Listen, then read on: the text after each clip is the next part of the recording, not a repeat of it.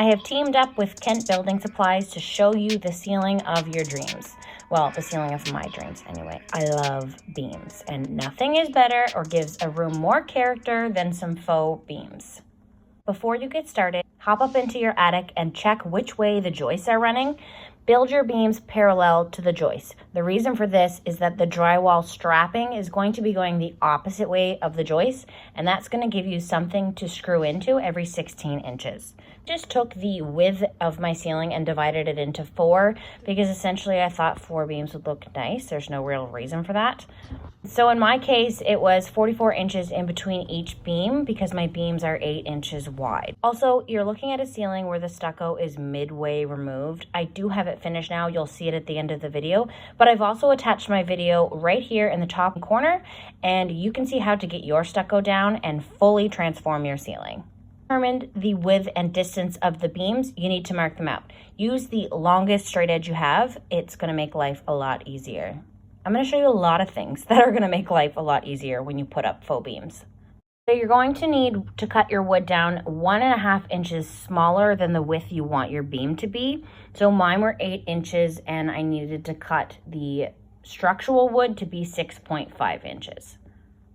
This is what's going to be run along the ceiling and glued and screwed into the drywall, what's it called? Drywall strapping. Wow, I'm a carpenter. And now you need to cut them into 20 to 36 inch widths. That way you can catch 1 or 2 pieces of the strapping.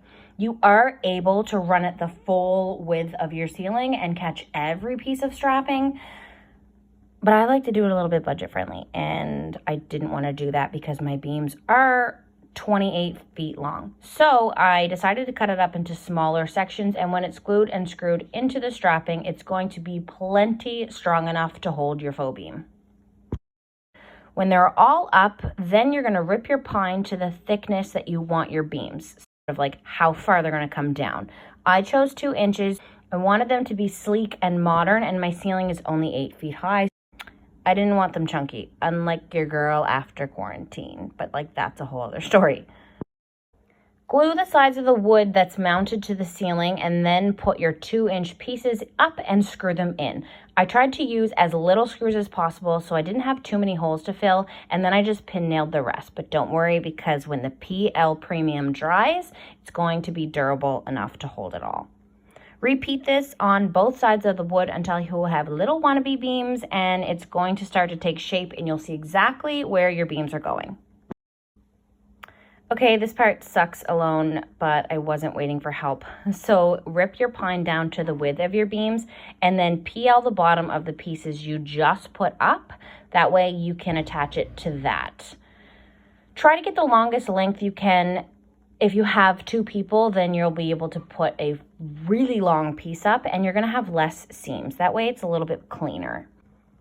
Another thing is offset the seams by not always starting in the same spot. So if you have 10-foot pieces of the 2-inch, try starting about 2 feet in, and that way all of your seams don't match up at the exact same place, and it kind of hides them a little bit better. Once you get 1 screw in, though, it does hold it enough to save your shoulders, and then just put a couple in and pin nail the rest. Again, the PL Premium will do its job. No, the wood is not this color.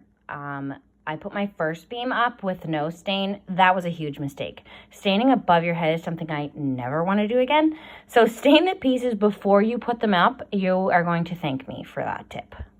Don't try it otherwise. So as you can see, I have yet to fully finish the ceiling. It's all in stages, right? My shoulders can only take so much. But again, the stucco ceiling, how to remove it video is linked below. And when I do my full walkthrough tour and the series is ready on my YouTube channel, you will see the full end ceiling 100% finished, I promise. So I went ahead and used caulking along the edge where the ceiling meets the wood. It's going to give it a lot cleaner of a look when you have that crisp line. But do you want to know what really sucks? Is that I'm not going to live here. Whoever buys the home, I hope they fall equally in love with these beams as I have. So don't forget to click subscribe and stay updated on all of my TOO TACKY, Taranaki, and the series is coming soon. Thanks for watching, guys. Until next time.